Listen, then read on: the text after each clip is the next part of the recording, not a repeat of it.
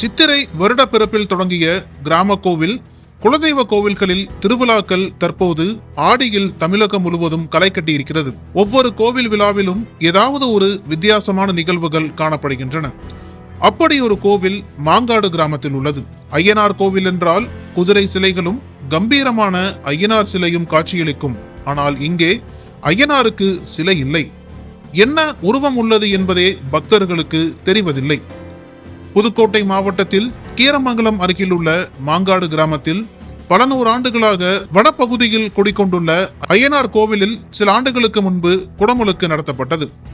அந்த கோவிலில் மூலவராக இருக்க வேண்டிய ஐயனாரை இதுவரை யாரும் கண்டதில்லை. திருப்பணி செய்து குடமுழுக்கு செய்த போது கூட கருவறை முழுமையாக மறைக்கப்பட்டிருந்ததில் ஐயனாரை பக்தர்கள் பார்த்ததில்லை. பார்க்கும் முயற்சியும் இல்லை. தரைமட்டத்தை விட கீழே பாதாளத்தில் உள்ள ஓட்டு கொட்டகையில் பூசாரி ஒருவர் மட்டுமே உள்ளே சென்று வரும் வழியோடு அமைக்கப்பட்டு அதனுள் பூசாரி தவழ்ந்து நுழைந்து சென்று பூஜை செய்கிறார். அவரை தவிர வேறு யாரும் சாமியை பார்த்ததில்லை. உள்ளே என்ன உருவம் உள்ளது என்பதும் யாருக்கும் தெரியவில்லை.